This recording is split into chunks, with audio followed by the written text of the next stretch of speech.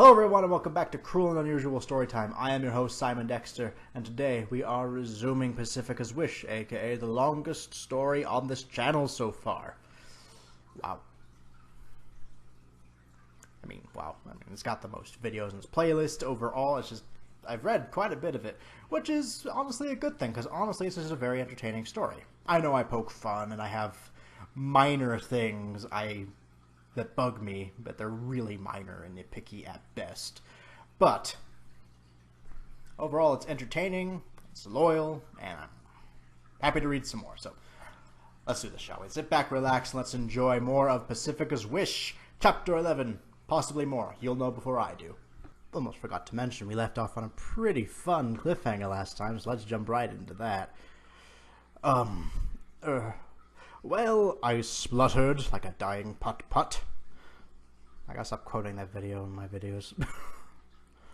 At this most unexpected of queries, I don't know what I was expecting to come out of Mabel's mouth, but it most certainly wasn't that. Maybe some rogue foam from one of her infamous smile dip fits, judging by her manic behavior this evening, but definitely not that. Yeah, since my enforced internet in this grotty little hovel, I've had a lot of time to think about the aspects of my life which are going wrong. Along with my petulance, my bullying, my narcissism, my overcompetitiveness, my far too long hair. Seriously, I have got to get this mane cut one of these days. Sometimes it almost suffocates me in my sleep. Yeah, you should probably get it cut if it's killing you. Sounds like a story for another day. I think the people I hang around with and my parents have got to rank alongside my most toxic influences. Of course, amongst that crowd, I have included my alleged boyfriend, quote-unquote, Chad. I see him now as sort of a trophy on my arm, rather than an individual I can love and appreciate, as horrible as that sounds. Considering his demeanor, it's okay, Paz. We will forgive you for this one. Sure, he's, quote-unquote, nice to me. Mostly because he wants to... when he wants something in return, call it, such as a quick snog behind the bleachers or a little grope just before classes start. Oh, have we pointed out their English before? Because snogging is not really an American slang thing. We may have pointed this out before. Like I said, this is a long series. I can't remember anything I've said beforehand, so forgive me if I start repeating jokes at any point. But the fact remains we have nothing in common. Oh. Both kind of narcissistic airheads when you want to be. Something. It's not nothing. Even less now that I've decided to turn my back on my old ways. Well, now you don't, yes, but initially, you get my point. No longer will I hang around the popular table, insulting everyone who doesn't match up to our impossibly high standards. No longer will I patrol the school corridors looking for victims to belittle and humiliate based on their social standing. I might have been off-center this whole time, look like a jackass. Moving along. And no more will I pretend to tolerate an empty-headed sexist blockhead whose only talents consist of scoring the odd lucky touchdown, chugging down beer kegs in record time, impressive, and I lost my spot, and inventing new and elaborate ways to try and get into my pants. My personal favorite, also they put U's in a lot of their words with O's in it, so English as shite. Anyway, my personal favorite way that he has tried to get her to have sex with him. But babe, we might die tomorrow, so let's do it now. I haven't got to do that voice in a while. How romantic. It almost brings a smile to my face, imagining him waiting outside my mansion, in vain, condom in hand, checking his watch every 5 minutes until that magic hour at midnight arrives. That's actually really depressing. You almost just need a Sarah McLachlan song over that. I will remember you. Moving along, he was probably looking forward to telling all his fellow jocks that morning how he deflowered the richest girl in town. Well, he's going to be very disappointed. We all would, buddy.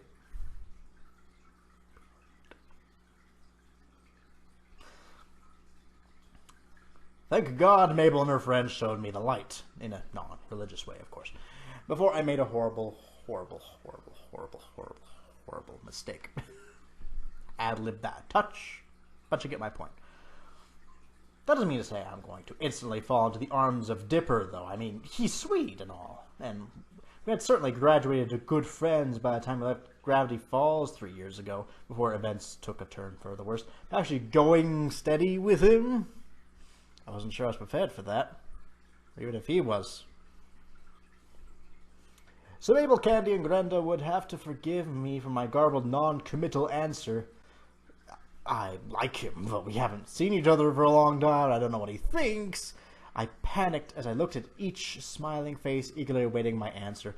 I'm also happy with this because I am fucking Dipper X Pacifica all the way when it comes to the OTP shit, okay?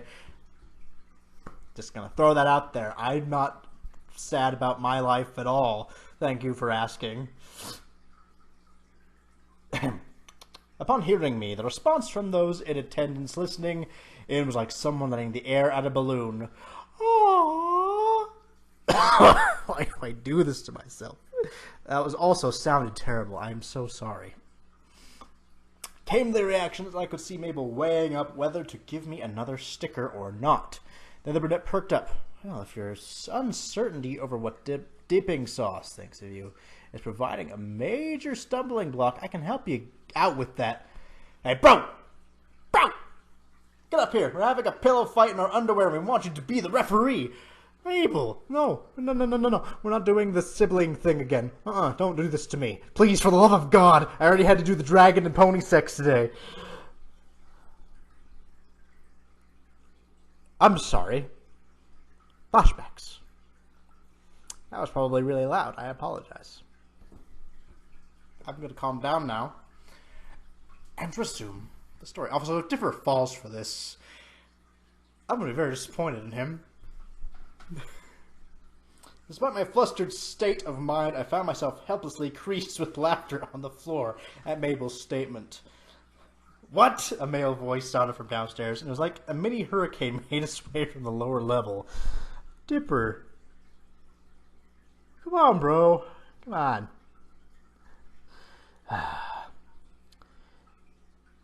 Before nearly blowing the door off the hinges, yes, it was the cap-wearing geekazoid himself, this time carrying a stopwatch instead of one of his trademark journals. Anything I can do to help? He gasped, clutching his ribs. On marks, get set. That was stupendously written. I know I had my minute there, but that was actually really funny. Ugh, goodness. He paused when he noticed we were fully dressed, rolling around with merriment at his sheer naivety. That's not how naivete is written, but I'm going to let it slide, because that was still fucking funny. I'm sorry. That actually tickled me quite a bit, inwardly. He rolled his eyes before sighing and throwing his timepiece into the corner of his side of the room. You got me again, did you? He fell for that more than once. That's embarrassing. Embarrassing. Seeing as, well, two of the people participating are probably people not you'd want to see in that situation. Not to body shame Grenda, I'm just saying. We're going to be a little cliche here. One of them is his sister. I think that one disturbs me more. But you should know better than this, Dipper. You should. But don't, because it's funny. So keep it going. He muttered before turning around to descend the stairs. I was full for that one. Dipper, I had no idea you were such a pervert. Perhaps I should cut him some slack. After all, at that tender age, the boy's hormones start to... Mabel cuts short my sex ed flashback. Thank you, we didn't need the sex ed speech again. I had to do it twice. Because I failed or anything, but I got to TA a class once, and then I had to actually take the class, so that was fun. Dipper wait. Oh, I already said that. No, Dipper wait. I didn't get to read that part yet. She leaps up and chases after her twin, who she grabs before leading him back into the attic. Sorry for fooling you, but you know what it's like. Me and the girls have got to have our little fun. Grenda and Candy gave him a knowing wink, whereas I just felt like I was missing a private joke. Sounds like this kind of thing has happened before. Well, he did just say it. I'm just saying. Stay for a minute, Mabel continued, pulling her brother further into the room. We really need your help with something. Upon hearing this, Dipper looked horrified, trying to shake off his clingy sister, and beat Usain Bolt for pace in a hasty retreat. Oh, this is written much more recently than I thought it was. No, silly, Mabel chuckled at her sibling's apprehension. That we were going to give you a makeover, unless you want one. I'll do his hair, shouted Candy all of a sudden, producing some curl. I think you meant producing, but again, I'll let it slide. And clippers from nowhere, as if by magic. And I'll choose his outfit. Grenda quickly got up and started rummaging through drawers, taking out the most girly and glamorous outfits, throwing them into a heap on the bed. Oh, yeah. I'll stay here and be the judge and judge, I mumbled, wondering how much longer I could survive in this madhouse. Not long. It's only a matter of time before it seeps in. So, dipped up. Shall I set up the salon? Mabel asked her younger twin keenly, ready to transform him into Lord only knows what. Some other time, perhaps. Dipper blushed as he scratched the nape of his neck. Just tell me what you want me for and I'll be on my way. Ah, nuts, you're no fun, party pooper, went the chorus of disappointed voices as every beauty product was hastily put back into place. Mabel looked displeased for a minute before she finally remembered why she invited him upstairs originally, and a crafty laugh escaped her lips. Well, anyway, Dipper, she began, remember my plan for this evening? Operation Twinkle? Codename Get Our Old Friend Back? Well, it's my absolute pleasure to report it's been an unqualified success. Pacifica has realized the error of her ways and has decided with our help to start being nicer to people. Make decisions for herself again. We've got the old paths back, bro. And only after one session. She was jumping up and down while holding onto her sibling's collar. The poor boy looked like he was turning blue. Don't die on me again, Dipper. Don't give me the flashbacks again. I can't do it, man. I raised an eyebrow upon hearing this declaration. What do you mean? I inquired. After only one session? You mean to tell me you would have kept brainwashing me up here until I was cured to your satisfaction? Isn't that a little extreme? Kind of. It sounds honestly kind of straight campy, which isn't a good thing. But hey, it worked, and it was actually for a good cause this time, so we'll let it go.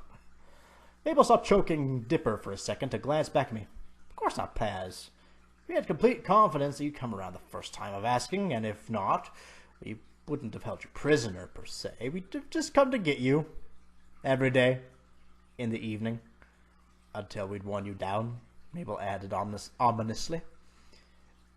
Okay. I responded, feeling more than a bit creeped out. Fairly. Can you imagine me walking home at night, anxiously looking over my shoulder the entire route for any sign of Mabel's deceptively titled fun bus, which would no doubt stop right in my path, its inhabitants wearing homemade cute animal masks as disguises before they grabbed me to spirit me away to another re-education assignment. That also sounds like a story for another day. His nightmarish image was cut short by Mabel sniggering, her hand covering her mouth. You should see the look on your face. She shouted it out before convulsing with hilarity once again, Candy and Grenda following her lead.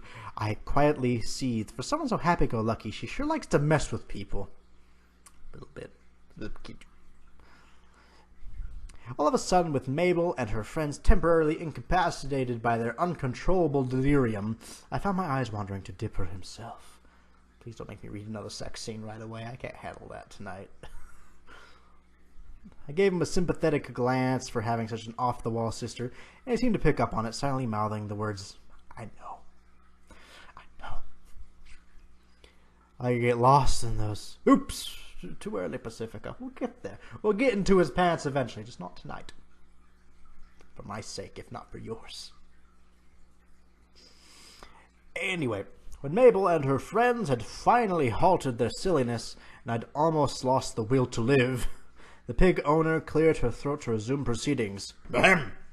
As I was saying, Pacifica is now back to normal, quote-unquote.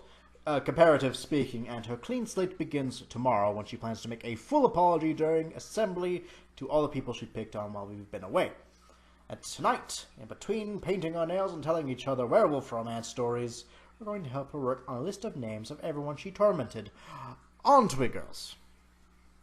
Candy and Brenda beamed obviously well up for it, but I had to jump in. Hey, that's nearly the entire school. Okay, that one I'm going to let the caps lock slide, because that is a lot of people. So that requires a very big voice. Anyway, moving along. You didn't say anything about... I was hushed by Mabel's flailing elbow. Ow. I deserved that, I suppose, for treading on her foot earlier. Karma. Meanwhile, the ex-braces wearer, pardon me, continued. We were wondering, Dipper, since me and you were the first ones to uncover the true Pacifica underneath those layers of hate her parents had carefully put into place, would you be able to stand on stage with her and me tomorrow and offer her moral support through what is sure to be a difficult experience?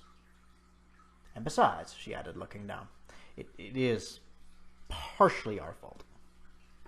She regressed back into her old self while we were away, by, not calling her and making her feel that she was all alone, etc. We gave everyone nasty in her life ample time to warp her way back up thinking again. Don't need the reiteration. I have covered this multiple times, but hey. You get the gist, I get the gist, we all get the gist. The fish get the gist. They have no comment. I listened intently at her. I stopped covering my face like a fucking moron. Very much in two minds. On one hand, upset with myself that I'd let things get this far with my intolerable attitude. And on the other, angry that I was so weak I let some truly horrible people corrupt my psyche, including, of course, my own mother and father. Never again. Dipper listened to his sister, then walked over to me, putting his hands on my shoulders, and stared into my eyes as if he was peering into my soul. It is really true, he asked somewhat emotionally. Do you really want to be a whole new person? Are you sure you're not just saying this so you can leave here tonight and go back to your old life and have a good laugh with your lousy friends? How you con us all into thinking you're a bitch? Sorry. Con us all into thinking you changed for the better? With as much sincerity as I could muster, I stared right back into his brown orbs. Not those brown orbs. I'm sorry. I can't turn it off with the stupid fucking sex jokes. I am just pathetic sometimes. Dipper, I am truly ashamed of myself for the way I acted while you were away. And I'll make it up to everyone. Even if it means losing all my old friends and earning I've seen this word and I can't fucking say it. I am a fraud. Years of academy training. Wasted. Condemnation. I'm going to say it that way. I'm pretty sure I pronounced that incorrectly. I know it's a real word, but I'm just a sad sack tonight. Fucking. Where did I go? I lost it. Of my parents, I know who I want to be now. Not the spoiled little rich bitch you saw this morning. Wasn't me ad-libbing. But the happy, sassy girl you trod mud into the carpet with that day at my mansion. I don't expect you to believe any of this now. I will start my journey tomorrow in front of the entire school, and I hope in time you'll see me for who I really am. My voice trailed off as I looked away. My emotions taking over, I managed to wring a few more tears out. Funny. Not that well would have been barren by now. Must be on my last reserves of fluid, at least. Unsure how Dipper would respond to my little speech, I turned to face him again, only to be met with a pair of arms flinging themselves around my neck, the feeling of fuzzy facial hair rubbing against my cheek, and a soft breath in my ear. It's okay. I believe you now. I'll be there in the morning with you, front and center, holding your hand all the way. Afterwards, as well. Whenever you need me, this time let's finish the journey together. I'll never leave you alone to suffer again. Just need Fabio on the cover. We're set. We're set. Dipper's hands gently massaged my back as I started to wonder if there was a broken tap behind my eyes. Meanwhile, I got some serious flashbacks when we caught the lumberjack ghost when I embraced him in much the same way as he is doing to me. I was about to kiss him, then, just like no, suddenly my vision was cut short by the sight of Candy, Grenda, and Mabel in front of me, but behind Dipper, all reacting in different ways to this gratuitous display. Grenda was giving me a firm thumbs up, because Grenda is awesome. Like, get some, yeah. Signed with her rather thick digits, Candy was smiling, a little forced, perhaps. Oh yeah, they have a thing too, don't they? Never actually seen it. Hi, Kitty. Thank you for jumping on the table. Hope that didn't mess up the recording too much. I doubt it did, but still. Don't tell me she's got a crush. Nah, best not to speculate on such things. Yeah, I haven't actually seen that episode yet, but I have seen images of where Dipper and Candy also kind of have a thing. I'm still very much Dipper Pacifica myself for the reasons this story has shown, but that would also be kind of a cute pairing, I suppose. But that's my opinion. I forget they're even a thing sometimes. Mabel, well, what do you think? She looked like a firework ready to explode, a rocket about to launch, a lottery winner about to receive their check. That was good old Mabel for you. In love with love, and probably about to add another column to her match-made worksheet. I love that episode. Perhaps a little early for that, but we'll see, sister. We'll see. Dipper finally withdrew from the warm hug. Must be a Pines family specialty. But still, he held me close. Don't worry, okay? Everything's going to be fine anyway. Stop clawing the thing, kitty. Other kitty, you're ruining my shit. Cats are rambunctious tonight, go figure. Everything's going to be fine.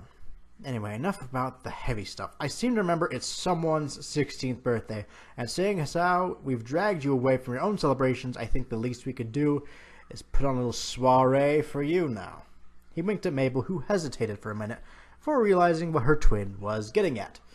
She rushed over to a cheap-looking sound system on her corner and put in a CD, skipping through a few other songs. She eventually settled on a track, "Oh Girl, You Got Me Actin' So Cray-Cray." The tune started rather muffled. "We're really sorry you missed several times this evening live," Dipper said. "And this isn't the latest single, but we figured we'd give you the next best thing. So anyway, happy birthday, Pacifica."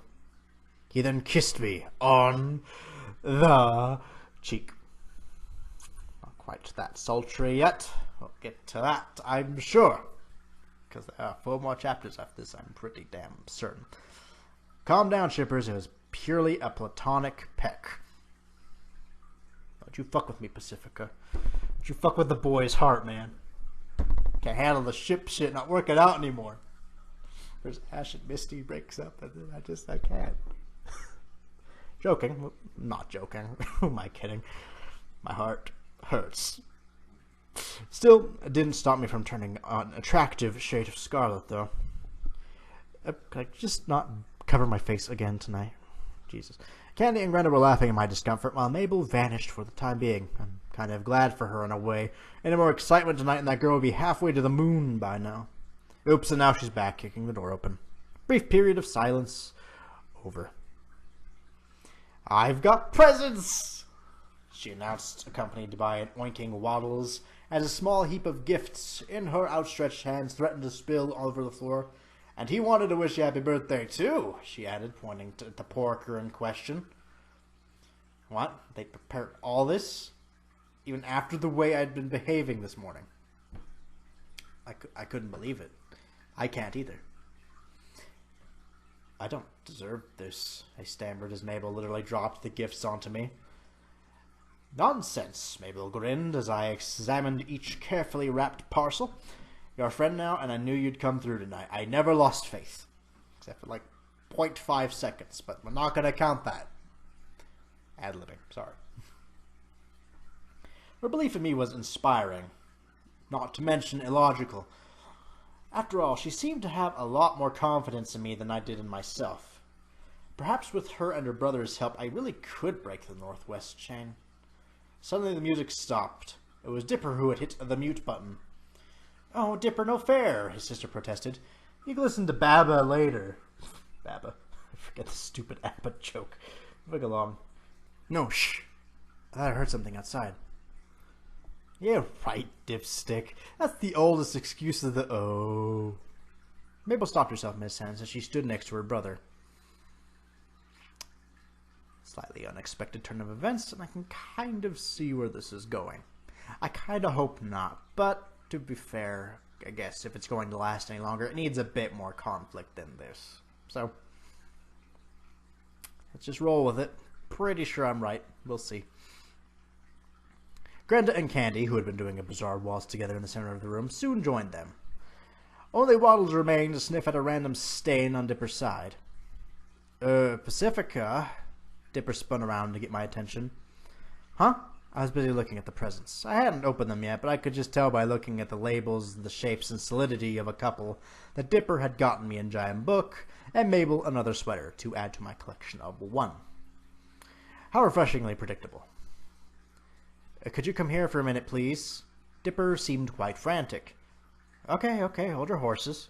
I put off my inspection for a minute, joining the twins and the other girls at what was now a very crowded windowsill. And what did I see? Why, my father at the front door of the Mystery Shack, having a very animated conversation with Messrs. Stan? I'm not sure what that means. It might be a reference I am not familiar with. But arguing with Stan. And about 10 police cars, all with their lights a-flashing. At the risk of repeating the final line of last chapter, no breaking fourth wall. It's big. We talked about this. No. I'll say it again. Uh-oh. And we're actually going to call it there. If I read another chapter, it'd go way too long. The last chapter was long enough. So, this one will be a onesie. I'm sure you're all fine with that. We'll see what happens next week. You all have a wonderful evening. I'll see you Wednesday as I'm going to record another discussion right after this. See you then.